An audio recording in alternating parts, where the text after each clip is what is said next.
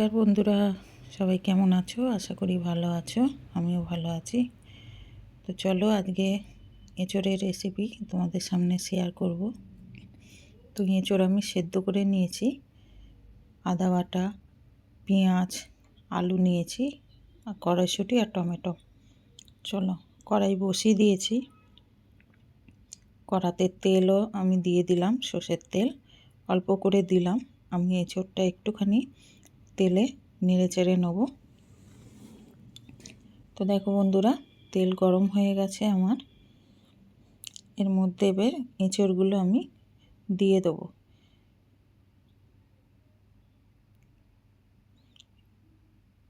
অল্প করে আমি এঁচোড়টাকে ভেজে তুলে নেব।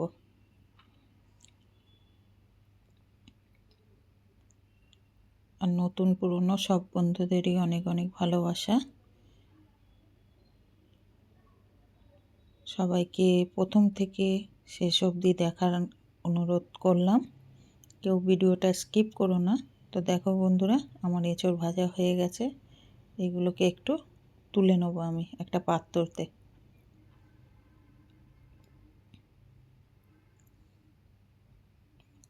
তো দেখো আমি এঁচোড়গুলো তুলে নিয়েছি।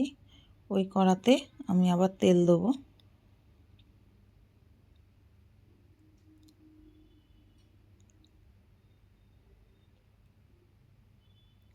তেলটা একটু গরম হলে আমি আলুগুলো ভেজে নেব।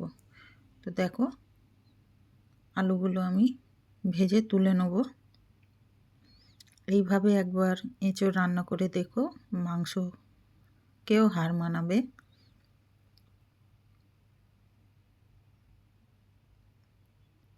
তো সব আলুগুলো আমি ডুমো ডুমো করে কেটেছিলাম, সেগুলোকে সব ভেজে তুলে নেব। একটু হলুদ দিয়ে দেবো,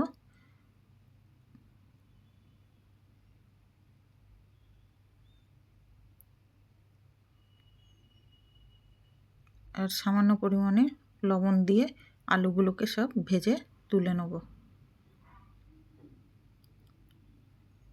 আর নতুন বন্ধু যারা আছো, যারা চ্যানেলটাকে এখনও সাবস্ক্রাইব করোনি, প্লিজ সাবস্ক্রাইব করে বেল আইকনটা অন করে নিও, যাতে আমার নতুন নতুন ভিডিও আপলোড দিলে তোমাদের কাছে ঝটপট পৌঁছে যায়।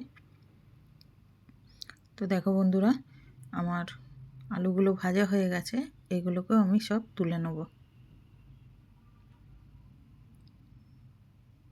তো দেখো সব তুলে নিয়েছি।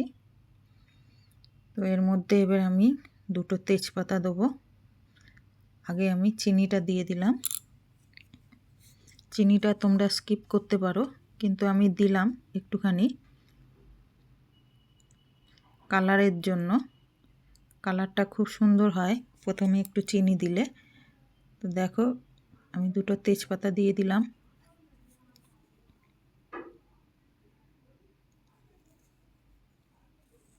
আর সামান্য পরিমাণে গোটা জিরে দেবো। জিরেটা একটু লাল লাল হলে, তো দেখো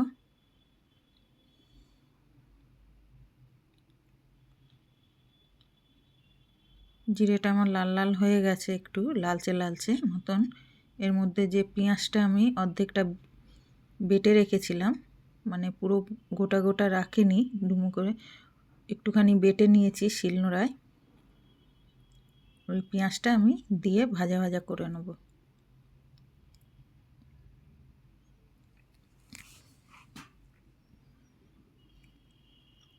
আর পুরনো বন্ধু যারা আছো তাদেরকে অনেক অনেক ভালোবাসা আমাকে এইভাবে সাপোর্ট করার জন্য।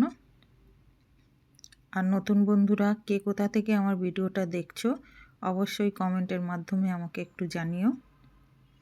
তো দেখো আমার পেঁয়াজটা ভাজা হয়ে গেছে। আদা রসুন পেস্টটা আমি দিয়ে দিলাম। এটাকেও একটু ভালো করে নেড়ে চেড়ে নেবো, ভাজা ভাজা করে নেবো।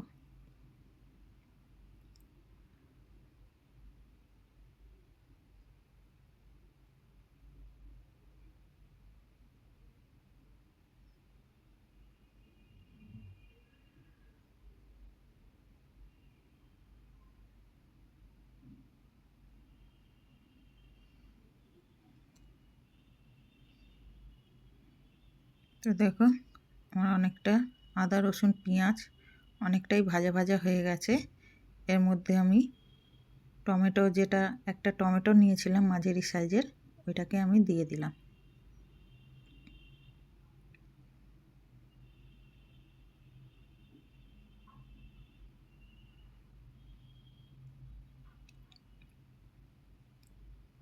তো একটু জল দিলাম যাতে মশলাটা পুড়ে না যায়।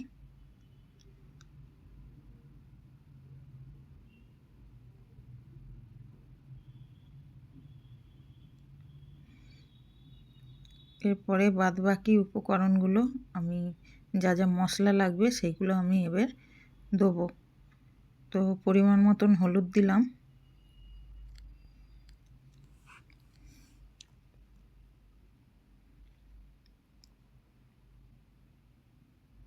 পরিমাণ মতন লঙ্কা গুঁড়ো দিলাম। লঙ্কা গুঁড়ো তাও 3-4 চামচ আমি দিয়েছি, ঝাল তোমরা কম বেশি করে নিতে পারো।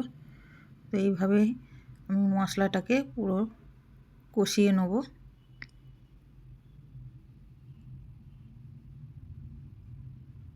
দেখো পেঁয়াজগুলো অনেকটা গলে গলে গেছে, আমার গ্রেভিটা খুব সুন্দর হয়েছে, কালারটাও খুব সুন্দর এসেছে। তো প্রথমে একটু তেলেতে চিনি দিলে কালারটা খুব সুন্দর আসে। তো এই যে কড়াইশুঁটি দিলাম। কড়াইশুঁটি দিয়ে, এখন শীতকাল, কড়াইশুঁটি দিয়ে অনেক রকম রেসিপি করা যায়, আর সব তরকারিতে দিলেই একটু রেসিপিটা আরও দুর্দান্ত লাগে।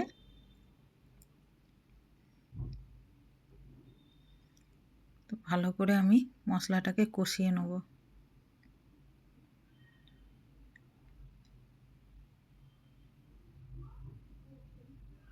তো পরিমাণ মতন এবার আমি নুনটা দিয়ে দেবো।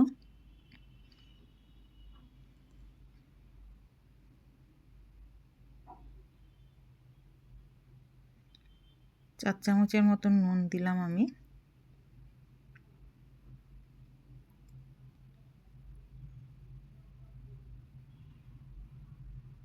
দেখো মশলাটা আমার খুব সুন্দর কষানো হয়েছে।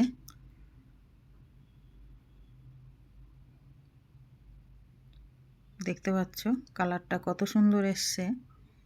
এর মধ্যে এবার আমি আলু আর এঁচোড়টা আমি যেগুলো ভেজে রেখেছিলাম সেইগুলোকে সব দিয়ে ভালো করে নেড়ে চেড়ে নেব। তো দেখো ভালো করে কষিয়ে নিয়েছি আমি মশলার সাথে, একদম পুরো মিশে গেছে আমার।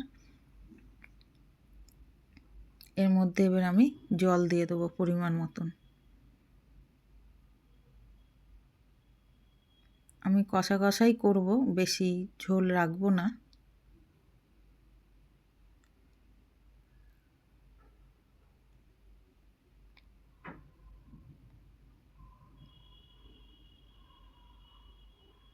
একবার এইভাবে রান্না করে তোমরা রেসিপিটা দেখো, খুব ভালো লাগবে, মাংসকে হার মানাবে রেসিপিটা।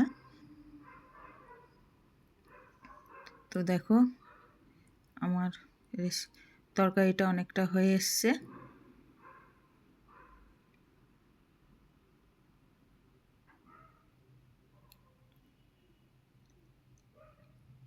রেসিপিটা যদি ভালো লাগে অবশ্যই লাইক কমেন্ট শেয়ার করে পাশে থেকো বন্ধুরা। তো আমি গরম মশলা দিয়ে এবার ভালো করে নেড়ে চেড়ে নেবো, দিয়ে একটা পাত্রতে আমি ঢেলে নেব।